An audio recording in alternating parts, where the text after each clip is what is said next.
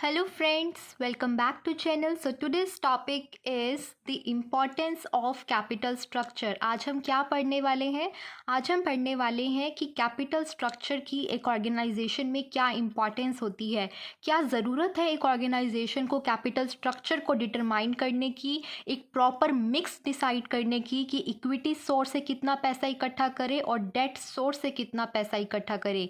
तो इसकी क्या ज़रूरत है, क्या फ़ायदे हैं एक ऑर्गेनाइजेशन को, वो आज हम डिस्कस करेंगे। टोटल 4 पॉइंट्स आज हम डिस्कस करने वाले हैं। सबसे पहला पॉइंट यहाँ पर लिखा हुआ है प्रोवाइड्स फ्लेक्सिबिलिटी, कि कैपिटल स्ट्रक्चर की वन ऑफ द इम्पॉर्टेंस क्या है कि ये ऑर्गेनाइजेशन को फ्लेक्सिबिलिटी प्रोवाइड करता है। हाउ इट प्रोवाइड्स फ्लेक्सिबिलिटी, वो हम देखते हैं कि यहाँ पर क्या लिखा है। A well designed capital structure having adequate amount of debt capital, कि अगर एक कैपिटल स्ट्रक्चर में एडिक्वेट अमाउंट है मीन्स प्रॉपर अमाउंट है डेट कैपिटल की, मीन्स डेट कैपिटल से आई होप सो आपको पता है क्या मतलब है। डेट कैपिटल से हमारा मतलब है वो पैसा जो एक कंपनी लेती है थ्रू लोन्स या through issuing the debentures in the company, एक तरह का पैसा जो उधार पर लिया गया है और जिस पर फिक्स्ड रेट ऑफ इंटरेस्ट से कंपनी को पैसा चुकाना भी पड़ता है। ठीक है, अगर उसकी एडिक्वेट अमाउंट है डेट कैपिटल की इन दी कैपिटल स्ट्रक्चर, तो क्या होगा, ये कंपनी को हेल्प करेगा in adjusting the capital, because debt capital can be easily expanded means it can be increased और contracted it can be decreased as per the conditions of the firm, कि जैसी company की requirement है उसके according वो अपने funds को increase या डिक्रीज कर पाएगी। क्यों बोला कि सिर्फ डेट कैपिटल से ही हमें ये फ्लेक्सिबिलिटी मिलेगी, क्योंकि जो हमारी इक्विटी कैपिटल होती है वो इररिडीमेबल होती है। ठीक है, तो इसीलिए कह रहे हैं कि इक्विटी कैपिटल से पैसा रेस करना या फिर पैसा वापस करना आसान नहीं है और पॉसिबल भी नहीं है एक तरह से in the case of emergency. तो उसीलिए कहा गया है कि adequate amount of debt capital होना ज़रूरी है। अगर वो होता है, एक ऑर्गेनाइजेशन अच्छे से कैपिटल स्ट्रक्चर डिटरमाइन करती है, तो उसका डायरेक्ट इम्पैक्ट पड़ता है कंपनी की फ्लेक्सिबिलिटी पर। Flexibility in terms of how easily it can increase or decrease the funds as per the requirement in the firm। ठीक है, तो पहला पॉइंट था फ्लेक्सिबिलिटी, कि अगर कैपिटल स्ट्रक्चर में डेट कैपिटल की एडिक्वेट अमाउंट है तो वो कंपनी को फ्लेक्सिबिलिटी प्रोवाइड करेगा और कंपनी पैसे को कम या ज़्यादा कर सकती है एज़ पर द नीड्स, कि अगर ज़्यादा पैसा है कंपनी में जो आइडल पड़ा है जिसका कोई यूज़ नहीं हो रहा है, उसको इजीली वापस कर दे, लौटा दे। जिनका पैसा है अपने लैंडर्स को, जिससे पैसा लिया था उसको लौटा दे, और अगर उसको एकदम से कोई ज़रूरत आ जाती है पैसे की तो वो ईज़िली उससे पैसा ले सके, तो वो हमारा इंश्योर करती है डेट कैपिटल। ठीक है,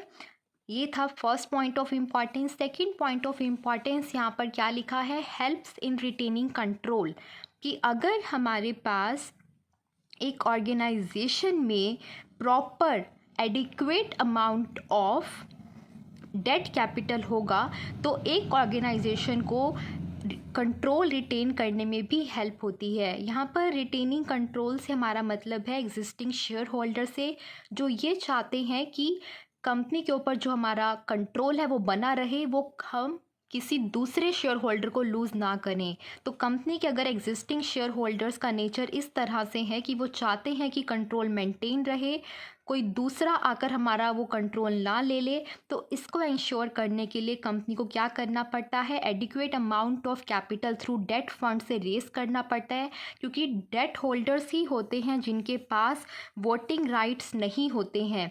इक्विटी शेयर होल्डर्स के पास वोटिंग राइट्स होते हैं। ये पॉइंट मैंने आपको पहले भी बहुत बार क्लियर किया है कि इक्विटी शेयर होल्डर्स के पास वोटिंग राइट्स होते हैं और वो कंपनी के हर इंपॉर्टेंट डिसीजन में वोट कर सकते हैं।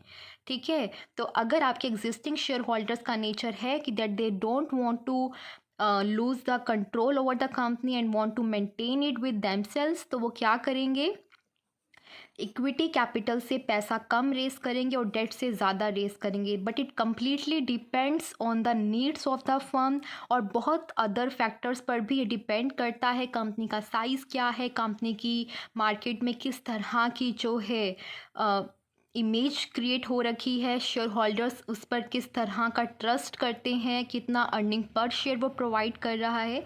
तो बहुत सारे फैक्टर्स हैं, तो उन सबको कंसिडर करके कंपनी को कैपिटल स्ट्रक्चर जो है डिटरमाइन करना चाहिए, एक एडिक्वेट अमाउंट ऑफ डेट और इक्विटी की डिटरमाइन करनी चाहिए। और अगर वो कर लेती है तो पहला बेनिफिट जो हमने डिस्कस किया कि वो फ्लेक्सिबिलिटी प्रोवाइड करेगा कैपिटल स्ट्रक्चर, और दूसरा वो कंपनी को जो है, कंपनी के जो एग्जिस्टिंग शेयर होल्डर्स हैं उनको कंट्रोल रिटेन करने में भी हेल्प करेगा। तीसरा इम्पॉर्टेंट पॉइंट है यहाँ पर मैक्सिमाइजेशन ऑफ रिटर्न्स, कि हमारा कैपिटल स्ट्रक्चर रिटर्न्स को भी मैक्सिमाइज करने में हेल्प करता है।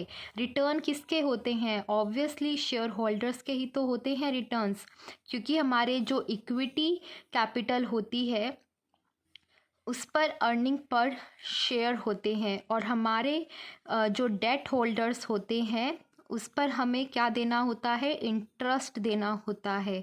तो ये जो रिटर्न होते हैं, मेनली हम बात करते हैं कि हमें शेयर होल्डर्स के लिए मैक्सिमाइज़ करने हैं, अपने शेयर होल्डर्स को अच्छा पैसा देना है, ताकि मार्केट में जो कंपनी की वैल्यू है, कंपनी की जो इमेज है, कंपनी की जो गुडविल है वो बहुत अच्छी क्रिएट हो, और कंपनी के जो शेयर्स की वैल्यू है वो अल्टीमेटली इंक्रीज़ हो, और हमारे शेयर होल्डर्स को रिटर्न अच्छा मिले on the invested amount.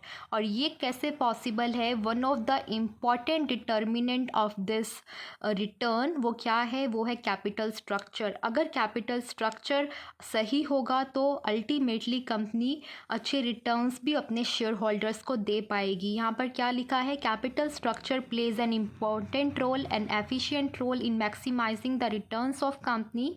A well-designed capital structure raises the earnings per share, कि अगर आपका कैपिटल स्ट्रक्चर वेल डिज़ाइंड है तो वो अर्निंग पर शेयर इंक्रीज़ कर देगा, जो कि अल्टीमेटली कंपनी की overall returns to the equity shareholders भी इंक्रीज़ कर देगा। अर्निंग पर शेयर तब इंक्रीज़ होगी जब कंपनी अपने डेट फंड से उठाए गए पैसे पर इतना रिटर्न अर्न कर ले जो कि ज़्यादा हो उस इंटरेस्ट रेट से जो उसने अपनी डेट कैपिटल पर देना है। सपोज़ कीजिए कंपनी ने डेट कैपिटल रेज़ की और 18% के इंटरेस्ट रेट पर, और जो पैसा उसने डेट कैपिटल के थ्रू रेज़ किया उसका यूज़ करके कंपनी ने 25% रिटर्न अर्न कर लिया है। अगर ये वाला रिटर्न जो कि उस अमाउंट पर हुआ है जो कंपनी ने डेट से उठाई थी, अगर वो ज़्यादा है then the interest rate on the debt capital, तब हम कहेंगे कि जो अर्निंग पर शेयर है हमारे शेयर होल्डर्स को जो हम देंगे वो क्या है? वो इंक्रीज़ हो रही है, जो कि अल्टीमेटली जो रिटर्न है शेयर होल्डर्स के उसे इंक्रीज़ कर देगा। So this is the third point, that is maximization of returns. Now the last and the fourth point is minimize the financial risk. एक एडिक्वेट कैपिटल स्ट्रक्चर, एक optimum capital structure company को help करता है financial risk को minimize करने में। A properly designed capital structure having adequate amount of equity capital. यहाँ पर क्यों बोला कि इक्विटी कैपिटल चाहिए फाइनेंशियल रिस्क को मिनिमाइज करने के लिए? क्योंकि जो डेट कैपिटल होती है वो बहुत ही रिस्की होती है। रिस्की क्यों बोलते हैं उसको? रिस्की इसलिए बोलते हैं क्योंकि जो हमारे डेट होल्डर्स होते हैं उनके पास ये राइट होता है कि they can take to the company, कि वो क्या कर सकते हैं? कंपनी को लेकर जा सकते हैं to the court in case अगर कंपनी फेल होती है उनको रिटर्न देने में on the invested amount in any financial year. ठीक है, अगर कंपनी ने सपोज कीजिए, हो सकता है किसी पर्टिकुलर फाइनेंशियल ईयर में ऑर्गेनाइजेशन को प्रॉफिट्स नहीं हुए हैं, और अगर प्रॉफिट्स नहीं हुए हैं तो डेट कैपिटल पर इंटरेस्ट भी कहाँ से देंगे? बट इंटरेस्ट जो है वो कॉन्ट्रैक्ट में लिखा होता है कि डेट कैपिटल पर तो फिक्स्ड अमाउंट से आपको जो है देना ही देना है इंटरेस्ट। बट अगर नहीं दे पाई है तो डेट होल्डर्स ये राइट रखते हैं कि वो कोर्ट में ले जा सकते हैं कंपनी को। फाइनेंशियल रिस्क इंक्रीज हो जाता है, और इसीलिए कहते हैं कि अगर फाइनेंशियल रिस्क मिनिमाइज करना है तो adequate amount of equity capital होनी चाहिए, क्योंकि इक्विटी कैपिटल पर रिटर्न देना कंपनी के लिए मैंडेटरी नहीं होता।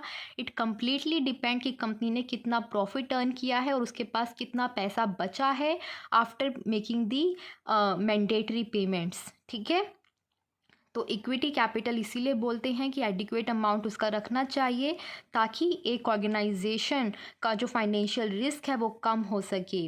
ठीक है, यहाँ पर क्या देख रहे थे हम? A properly designed capital structure having adequate amount of equity capital helps the company in minimizing means decreasing the financial risk as the equity holders do not possess the rights, क्योंकि इक्विटी होल्डर्स के पास right नहीं होता कि वो company को कहाँ लेकर जाएं, to the court in case of zero returns for any financial year, कि अगर किसी फाइनेंशियल ईयर में शेयर होल्डर्स को कंपनी ने कोई रिटर्न नहीं भी दिया तो कोई ज़रूरी नहीं है कि वो देना ही था, उनके पास राइट नहीं है कि वो कंपनी को कोर्ट में ले जाएं। बट डेट होल्डर्स के केस में ऐसा नहीं होता, उनको एक फ़िक्स्ड अमाउंट, एक फ़िक्स्ड रेट से इंटरेस्ट देना ही होता है कंपनी के द्वारा। अगर कंपनी नहीं दे पाती है तो उनके पास हर एक राइट रहता है कि वो कंपनी के अगेंस्ट केस फाइल कर सकते हैं और कंपनी को कोर्ट तक घसीट सकते हैं। ठीक है, तो इसीलिए बोलते हैं कि कैपिटल स्ट्रक्चर अगर एडिक्वेटली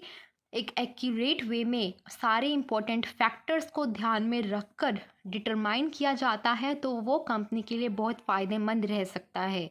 ठीक है, अभी हमने इम्पॉर्टेंस पढ़ी है, बट जिन फैक्टर्स की मैं बात कर रही हूँ जो कंपनी को ध्यान में रखने चाहिए while determination of capital structure, वो हम नेक्स्ट वीडियो में पढ़ेंगे। For this video this is all and I hope कि आपको अच्छा लगा होगा, आपको समझ में आया होगा, ये वीडियो आपके लिए बेनिफिशियल रही होगी। अगर अच्छा लगा है तो वीडियो को लाइक कर जाना, वीडियो को शेयर करना अपने फ्रेंड्स के साथ। और guys, thank you very much watching this video. Bye bye.